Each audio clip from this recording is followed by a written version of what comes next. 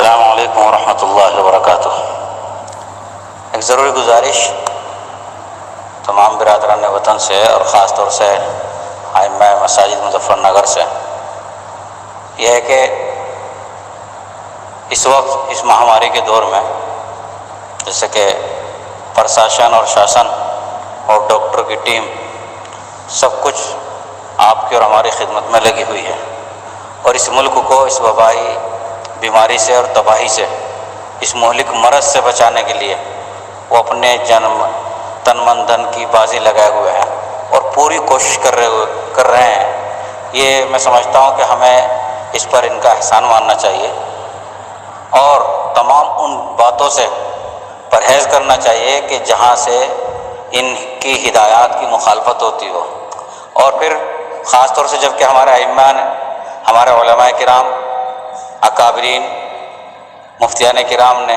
اس کے اوپر مہر لگا دی کہ ان باتوں کا ماننا ضروری ہے، پھر تو ہمارے لیے اور لازم ہو جاتا ہے کہ ہم خود بھی اس کے اوپر عمل کریں اور ملت سے بھی اس کے اوپر عمل کرائیں۔ اگر ہم یہ عمل کر لیں تو بہت سی ذلت اور رسوائی سے اور پریشانی سے ہم بچ جائیں گے، ورنہ خود بھی بیمار ہوں گے، دوسروں کو بیماری میں مبتلا کریں گے اور اس کا انجام اچھا نہیں ہوگا۔ بڑے افسوس کے ساتھ یہ کہنا پڑ رہا ہے، ابھی جو حالیہ 26 جون کا جمعہ جو تھا، اس میں کرانے میں تھا، یہاں دیکھا کہ تقریباً 3 مسجدوں پہ چھاپا پڑا اور جو نمازیوں کو پکڑ کر کے انہوں نے جو اکٹھا کیا، ان کی تعداد تقریباً 60 کے قریب تھی یا 55 کے قریب تھی۔ دیکھ کر کے بڑا افسوس ہو رہا تھا کہ اگر وہ ہمارے مفتیان کرام کی بات کو مان لیتے کہ اگر ان کو کہیں تھوڑی تعداد میں جمعہ پڑھنے کا موقع نہیں مل رہا تھا اور وہ ظہر کی نماز ادا کر لیتے اپنے گھروں پہ، تو شاید یہ نہ ہوتا۔ تقریباً 52 لوگوں پہ FIR ہوئی ہے، 52 لوگوں پہ۔ اور جب ہمارے ان لوگوں کو کہیں امام صاحب منع کرتے ہیں تو لوگ برا مانتے ہیں، اور مسجد میں نماز نہ پڑھنے پر انہی کے اوپر الٹا بزدلی کا اور اسی طرح فسق کا فتویٰ لگا دیتے ہیں اور ان کو نہ جانے کیا کیا کہتے ہیں، جس کی وجہ سے ائمہ کو ذہنی اذیت سے گزرنا پڑتا ہے۔ میرے بھائیوں، سننا کچھ اور ہے اور دیکھ لینا کچھ اور ہے۔ باقی منظر جو آج دیکھنے میں آیا، جو جمعے کے دن منظر دیکھنے میں آیا، شاید اس منظر کو وہ لوگ بھی دیکھ لیتے تو شاید وہ سمجھ لیتے کہ ہاں ہمیں جو منع کیا جا رہا ہے وہ ٹھیک ہے۔ اور جنہوں نے دیکھا، میں یاد محسوس کر رہا ہوں کہ وہ جمعے کے علاوہ دیگر نمازوں میں بھی اس طریقے سے ان کے اوپر خوف و ہراسہ مبتلا ہے، خوف و ہراسہ ان کے اوپر ہے، اور ڈرے اور سہمے ہوئے ہیں وہ لوگ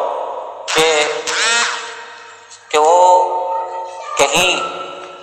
یعنی مغرب اور عشاء کی نمازیں پڑھتے ہوئے مسجد میں گھبرانے لگے لوگ۔ تو اس لیے یہ وقتی طور سے مسئلہ ہے، وقتی مسئلہ ہے، کچھ ٹائم کا ہے۔ اللہ پاک اس بیماری کو ختم فرما دے، پھر انشاءاللہ پھر سے ہم مسجدوں کو آباد کریں گے۔ لے بھائی، میری تمام برادران وطن سے